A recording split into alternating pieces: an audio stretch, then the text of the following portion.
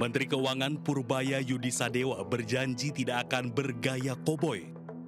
Hal itu ia sampaikan di hadapan anggota DPR saat rapat dengar pendapat dengan Komisi 11 DPR. Saat rapat dengar pendapat dengan Komisi 11, ia berjanji akan berpegang pada pidato yang telah disiapkan oleh stafnya. Termasuk pemaparan tentang kebijakan keuangan yang ia sampaikan, semua sesuai dengan bahan yang telah disiapkan stafnya. Kalau waktu ketua LP saya katanya ngomongnya kayak agak koboi, sekarang nggak boleh saya baru merasakan dampaknya, rupanya beda. Jadi sekarang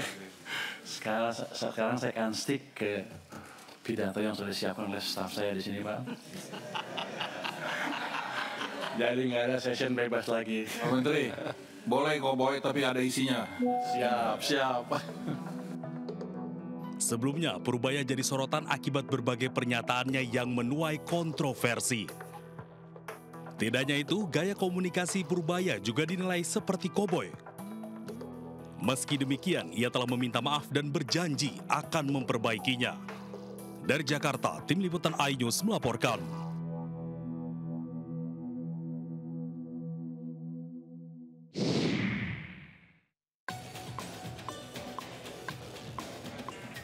Pengadilan Negeri Jakarta Pusat kembali menunda sidang gugatan perdata 125 triliun kepada Wakil Presiden Gibran Rakabuming Raka. Penundaan terjadi karena penggugat atas nama Subham mempertanyakan dasar hukum pengacara Gibran. Sebelumnya penggugat mempersoalkan persyaratan ijazah Gibran ketika mencalonkan diri sebagai calon Wakil Presiden. Menurutnya, ijazah Gibran dari luar negeri tak memenuhi persyaratan sebagai cawapres. Akibatnya penggugat menuntut Gibran secara perdata senilai 125 triliun rupiah. Tahapan-tahapan mediasi. Berarti Pak Gibran datang dong, Pak? Nanti kita lihat. Tapi beliau mengetahui ya, Pak? Ya mengetahui dengan memberikan surat kuasa berarti mengetahui kami ada di sini. Ya. Sementara itu, Presiden ke-7 Joko Widodo menduga ada orang besar yang membackup bergulirnya isu ijazah Gibran. Ya, tapi ya apapun ikuti proses hukum yang ada. Ya, semuanya kita layani. Ya, ini kan tidak hanya sehari 2 hari, sudah 4 tahun yang lalu sudah ada itu. Ya, kalau yang nafasnya panjang itu kalau nggak ada yang membackup kan nggak mungkin. Tim Liputan iNews melaporkan.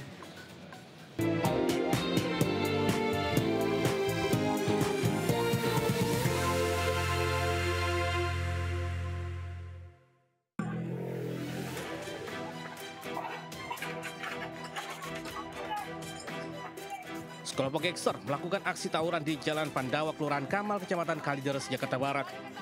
Dengan membawa sejumlah senjata tajam, sekelompok pemuda ini menyerang warga yang tengah duduk penjaga kampung. Meski sempat melakukan perlawanan, namun warga yang kalah jumlah akhirnya mundur. Seorang warga terluka di bagian tangan terkena serangan senjata tajam. Peristiwa tawuran ini tentunya sangat meresahkan warga. Para pelaku kerap konvoy sambil membawa senjata tajam dan menyerang warga secara acak. Naik motor, bawa sajam, dan dia sasarannya bukan kepada kelompok-kelompok yang sudah ada janji, tapi kelompok-kelompok di mana mereka pada saat ketemu itu menjadi lawan tawuran mereka. Warga pun berharap polisi memperketat pengamanan di wilayah ini. Dari Jakarta, Miftahul Gani, iNews melaporkan.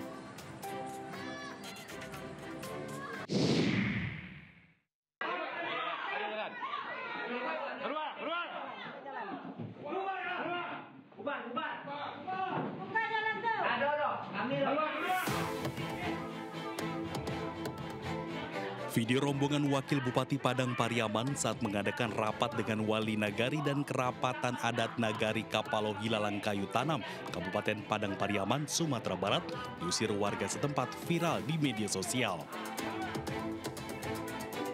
Warga memasuki ruang rapat, meminta rapat dibubarkan dan rombongan Wakil Bupati Padang Pariaman Rahmat Hidayat meninggalkan kantor tersebut.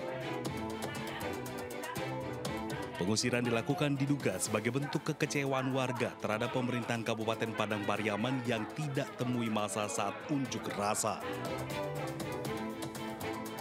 kami mengadakan aksi, Bapak Bupati meminta bahwasanya kami membawa yang namanya berkas-berkas bukti kepemilikan. Oleh sebab itu, kemarin pada tanggal 11 September kami bawa dan sayangnya tidak ada satupun pimpinan maupun perwakilan dari pihak Bupati kami melakukan aksi di IKK yang hadir pada hari Kamis kemarin.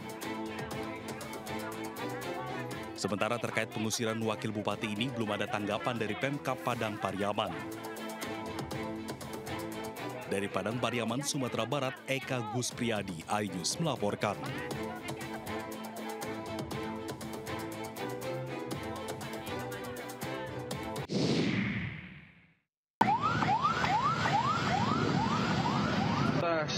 Di kota wisata.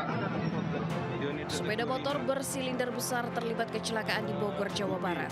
Pengendara moge ini meninggal dunia di tempat. Sepeda motor miliknya pun rusak parah usai menghantam pohon yang berada di bahu jalan. Dari hasil olah TKP, kecelakaan terjadi karena kendaraan motor gede yang melaju dengan kecepatan tinggi mencoba menghindari tabrakan dengan motor lain sebelum menabrak pohon. Jalur lambat, dia motor tuh masuk. Bapak-bapak sama ibu-ibu tuh, nah itu dia kenceng dari sana. Yang motor gede? Motor gedenya tuh kepapasan gini, keserempet. Keserempet, ngebuang, nabrak banget pohon, udah. Nabrak pohon? Langsung di tempat itu. Korban pun langsung dilarikan ke rumah sakit Eka Hospital yang tak jauh dari lokasi. Sementara seluruh kendaraan yang terlibat kecelakaan diamankan ke kantor unit Gakum Satlantas Polres Bogor guna pemeriksaan dan penyelidikan lebih lanjut. Dari Kabupaten Bogor, Jawa Barat, Cahyat Supriyatna, iNews melaporkan.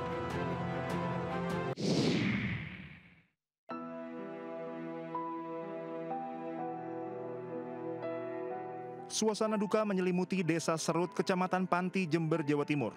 3 korban kecelakaan bus pariwisata di Jalan Raya Sukapura, Probolinggo yang masih satu keluarga dimakamkan berdampingan di pemakaman umum tak jauh dari rumah duka. Dari 8 korban meninggal dalam kecelakaan tersebut, 3 diantaranya merupakan pasangan suami istri yakni Hendra Pratama dan Wardatus Soleha serta anak kedua mereka Aiza Fahrani. Setibanya di rumah duka, jenazah langsung disolatkan sebelum dimakamkan dengan diiringi tangis keluarga, kerabat, dan puluhan warga. Proses berlangsung haru saat ketiganya dimakamkan berdekatan. Hendra bekerja sebagai petugas kebersihan di Rumah Sakit Bina Sehat Jember yang saat itu tengah mengadakan perjalanan wisata ke Bromo bersama puluhan karyawan lain. Total 7 dari 8 jenazah korban kecelakaan maut di Probolinggo sudah dimakamkan di Kabupaten Jember, Jawa Timur. Sedangkan jenazah korban Hesti Purba Wredamaya dimakamkan di Madiun sesuai permintaan keluarga. Dari Jember, Jawa Timur, Bambang Sugiyarto, iNews melaporkan.